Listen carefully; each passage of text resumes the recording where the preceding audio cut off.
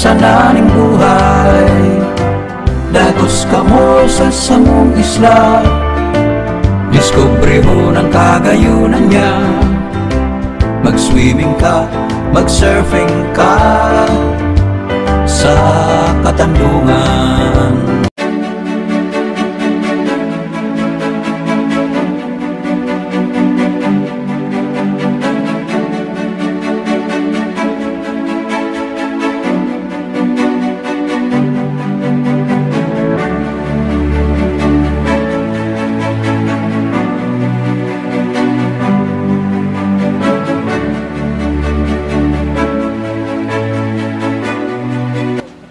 Mabuhay!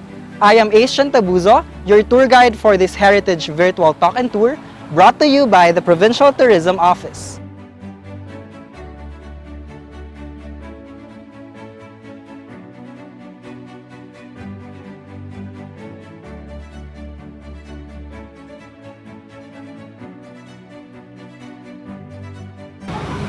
Mabuhay! Our tour starts here at the Francisco Perfecto Building, or the Old Capitol Building, which houses the Provincial Tourism Office at the 2nd floor and the Museo de Catanduanes at the 3rd floor. Come!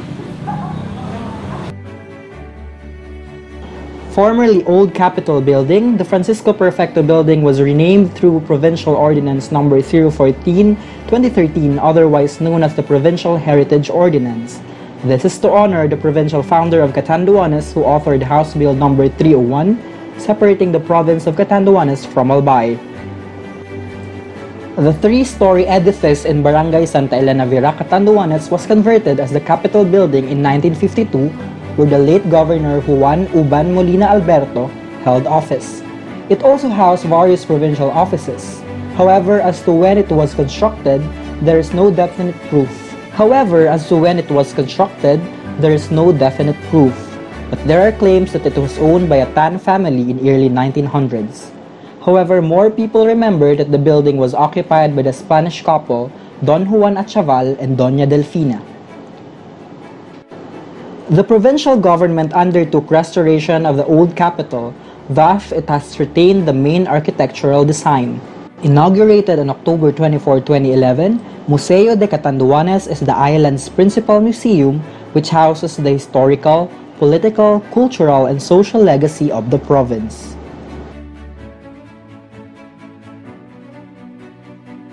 One of the artifacts here is an ammonite fossil, which is key to the island's geological past.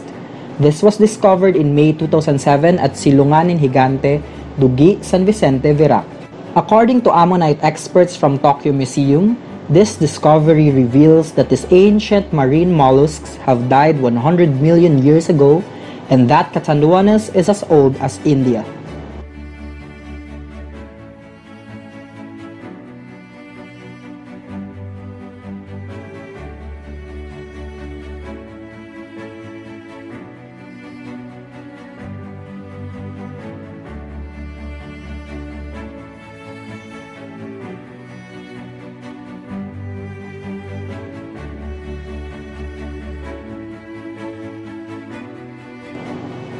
The museum also houses different portraits of the leaders of Catandunganes through the years, along with the things they used during their times. One can also see a more than 100-year-old Abeto de Señor Nazareno, a maroon velvet with calyado at the hemline, and the Veste de Santa Veronica, the first worn by the image of Santa Veronica 100 years ago.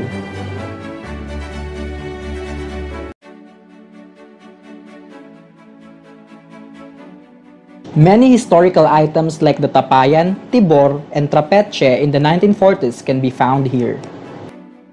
Moving forward with our tour, we have the Immaculate Conception Cathedral in situated at the heart of the capital town. The church remains a lasting proof to the deep faith of Viracnons. It is an architectural heritage that is adored by locals and visitors alike. Another religious site in Virac is the Shrine of the Holy Innocents. The spiritual journey of the Way of the Cross can be done in this established refuge in Barangay Santo Niño, Virac, Catandunganes. It was built for almost 4 years. In Barangay Talisoy, Virac, Catanduanes, we have the Faces of Jesus rock formation or Tres Caras de Cristo. From Virac, we go to the town of San Andres. Passing through Barangay Lictin Road, one will locate the Luyang Cave. The site is located just below the National Road. The painful story of the site tells this tale. In 18th century, a village called Binanwahan existed in the northeastern part of the present and now Barangay Lictin. Inhabitants and settlers of the village were Christians, who during those days were attacked and pillaged by non-Christians or Moros. In one invasion, the villagers who all hid inside the cave had filled its entrance with dried tree branches and twigs to conceal them, and ground silly leaves and fruits to discourage the invaders from entering the cave.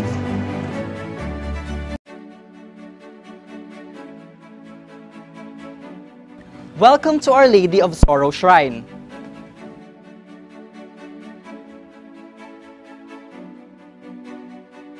Witness a miracle in this mystical spot, which houses the thumbnail-sized stone bearing the image of the Virgin Mary. The image is believed to have grown over the years since a local folk found it. At present, one can view the image with bare eyes unlike before, when one had to use a magnifying lens. The image has drawn many devotees through the years, and a mass is being held here every Friday afternoon as devotees flock the chapel regularly to pray the rosary and novenas.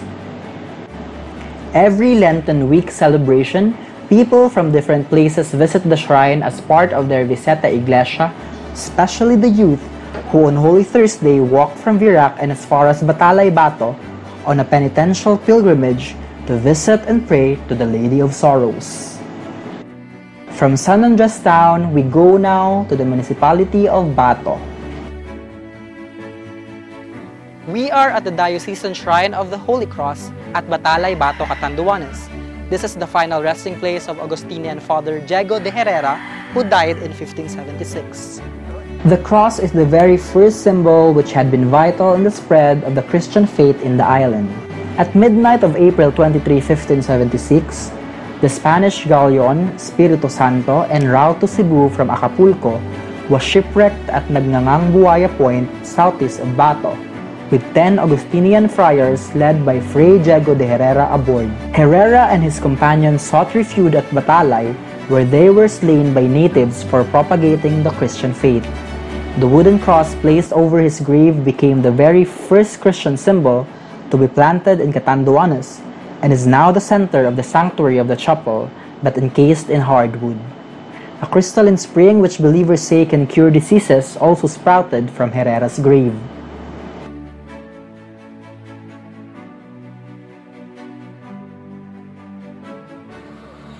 We are at the oldest preserved church in the province. This is the St. John the Baptist Church of Bato, Catanduanes.